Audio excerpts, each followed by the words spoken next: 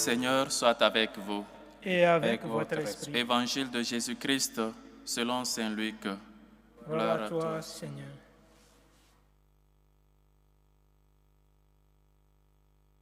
Chaque année, les parents de Jésus se rendaient à Jérusalem pour la fête de la Pâque. Quand il eut 12 ans, ils montèrent en pèlerinage suivant la coutume. À la fin de la fête, comme ils s'en retournaient, le jeune Jésus resta à Jérusalem à l'issue de ses parents. Pensant qu'il était dans le convoi des pèlerins, ils firent une journée de chemin avant de le chercher parmi leurs parents et connaissances. Ne le trouvant pas, ils retournèrent à Jérusalem et continuant à le chercher. C'est au bout de 3 jours qu'ils le trouvèrent dans le temple, assis au milieu des docteurs de la loi. Il les écoutait et leur posait des questions, et tous ceux qui l'entendaient s'étassaient sur son intelligence et sur ses réponses. En le voyant, ses parents furent frappés d'étonnement, et sa mère lui dit : « Mon enfant, pourquoi nous as-tu fait cela ?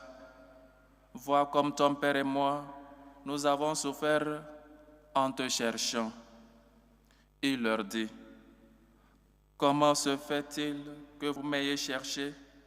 Ne saviez-vous pas qu'il me faut être chez mon père ? » Mais ils ne comprirent pas ce qu'il leur disait. Il descendit avec eux pour se rendre à Nazareth et il leur était soumis. Sa mère gardait dans son cœur tous ces événements. Acclamons la parole de Dieu. Louange à toi, Seigneur Jésus. Chers frères et sœurs, aujourd'hui nous célébrons la fête, le cœur immaculé de la Vierge Marie. Et cette fête nous invite à pénétrer au plus profond, au plus intime de l'âme de la Mère de Jésus, la vie intérieure de la Vierge Marie, méditer ses vertus, surtout son amour pour Dieu, le Père, son amour maternel pour Jésus et son amour maternel pour nous les hommes. Chers frères et sœurs, célébrez le cœur immaculé de Marie et avant même qu'on rentre à méditer ce passage, voyez déjà comment la Vierge Marie parle à Jésus, son enfant. En lisant cet évangile, je me posais la question si la Vierge Marie, ou encore si c'était ma mère qui m'avait cherché pendant 3 jours, je ne pense pas que ça serait les mêmes paroles qu'elle m'aurait adressées. Je ne pense pas qu'elle m'aurait parlé sur ce ton-là, sinon sur un autre, soit avec un bâton sur la main. Mais ce n'est pas comme ça, Marie. Marie a un cœur doux.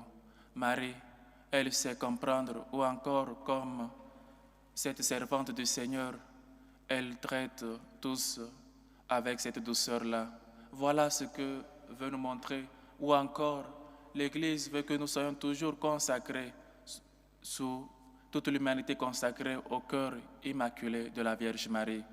Le cœur immaculé de la Vierge Marie, chers frères et sœurs, obéissance à la volonté de Dieu, la docilité, la douceur. Oui, chers frères et sœurs, elle nous apprend à aimer Dieu.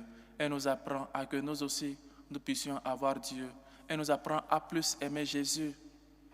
Quand ne vous laissez pas perturber ou encore ne vous laissez pas déronner, soit encore des gens qui nous disent que la Vierge Marie est quoi que ce soit. Personne n'a aimé Dieu comme la Vierge Marie. Personne n'a fait la volonté de Dieu comme la Vierge Marie. Personne sur cette terre a été l'humble servante là, la seule femme en qui le Fils de l'homme, en qui Jésus a pris chair. Il ne faut pas qu'on se laisse ou encore qu'on s'adonne aux choses. Il faut qu'on prenne soin de prier la Vierge Marie parce qu'elle nous enseigne le chemin, parce qu'elle nous apprend à aimer Dieu. Elle connaît ce qui plaît à Dieu, ce qui plaît à Jésus, parce qu'elle a créé, elle l'a eu dans son ventre. Il ne faut pas qu'on sache ou encore qu'on perde cette dévotion-là à la Vierge Marie. Le pape l'a su et a consacré toute l'humanité au cœur immaculé de la Vierge Marie. Chers frères et sœurs, l'humble servante, l'humble accueil du Seigneur qu'elle fit à Dieu, sa demeure, Dieu fit sa demeure en la Vierge Marie. Ce n'est pas parce que peut-être, ou encore elle pouvait dire par sa mérite, parce qu'elle était humble, mais elle n'a jamais cessé de chanter, comme nous le chantons dans Magnificat. Le Seigneur a regardé l'humiliation de sa servante, l'humilité, la docilité, l'obéissance à la volonté de Dieu. Nous pensons que la Vierge Marie a tout compris de Dieu au premier abord. Non, mais elle sait que c'est son Créateur, elle sait s'adonner, elle sait que s'abandonner dans les mains du Seigneur, elle ne manquera de rien. On te promet que ton fils sera peut-être le Sauveur, et tu vois ton fils sur la croix, et tu vois ton fils en train de souffrir, en train d'être lapidé, en train d'être cloué. Oui, la Vierge Marie, elle a été toujours là aussi, dans ses mains. Elle s'est aussi abandonnée dans les mains du Seigneur.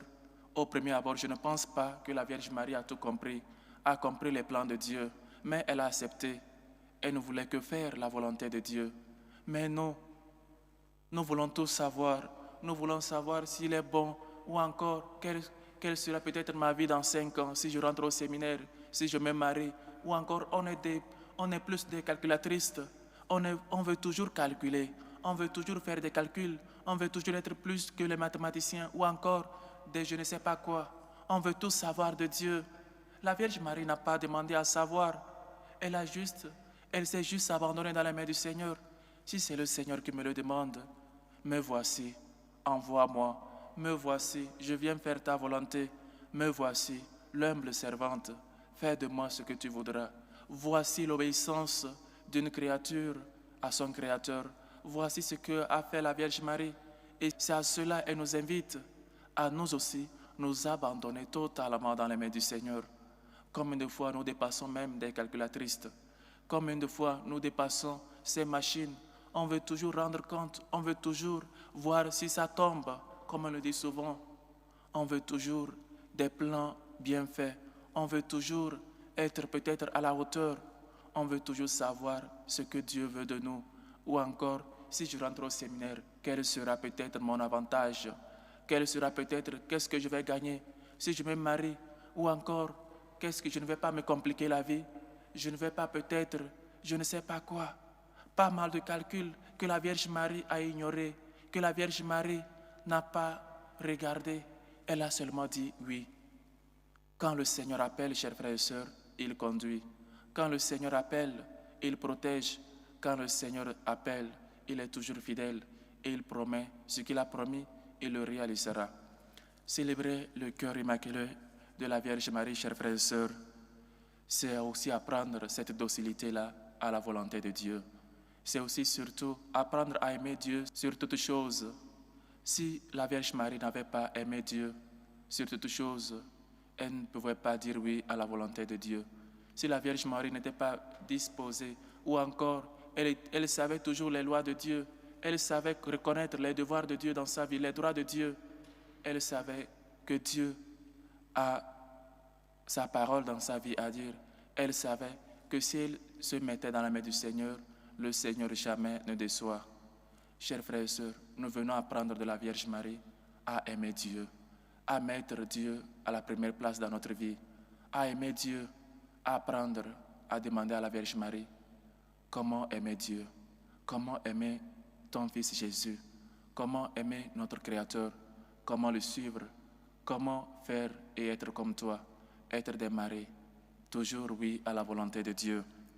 Pour venir un peu à l'évangile de ce jour, on cherche Jésus et on le trouve au 3e jour. Et où est-ce que Jésus s'était perdu? Dans le temple. Chers frères et sœurs, apprenons à nous perdre au temple. Apprenons à nous évader, comme on le dit souvent dans le temple. Comme des personnes disent, je veux me perdre peut-être dans un restaurant, je veux me perdre sous un cabaret, je vais aller oublier tous mes soucis, ou encore quoi, je ne sais pas. On veut se perdre dans les cabarets. Le lieu où il faut vraiment se perdre, c'est au temple. Le lieu où Jésus s'est perdu, Jésus s'est évadé, c'est dans le temple. Le lieu que je préfère peut-être m'évader, le lieu où je veux me perdre, c'est dans le temple. C'est devant le Saint-Sacrement qu'on peut se perdre totalement. Devant l'amour de Dieu, cet amour incontournable, cet amour si grand pour nous qu'on peut se perdre parce qu'on ne peut pas comprendre Dieu. On ne peut pas finir de peut-être glorifier Dieu, même merci ne suffirait pas. Apprenons, comme Jésus, à nous perdre au temple, à nous perdre devant le très saint sacrement, non pas dans les cabarets, non pas dans les bars, mais au temple. Jésus s'est perdu dans le temple. Apprends à te perdre aussi dans le temple. Apprends à te perdre, à t'évader, à t'échapper devant le très saint sacrement. Que la Vierge Marie nous aide à aussi, nous aussi, apprendre à aimer Dieu, à aussi, nous aussi apprendre à mettre Dieu à la première place de notre cœur, à toujours dire oui comme elle, et surtout à nous évader, à nous perdre dans le temple devant le très saint sacrement. Que l'Immaculé cœur de la Vierge Marie nous apprenne à nous aussi être doux et humbles de cœur, et surtout à correspondre à l'amour que Dieu a pour nous. Que la Vierge Marie, l'humble servante, intercède pour tous. Loué soit Jésus-Christ. À jamais.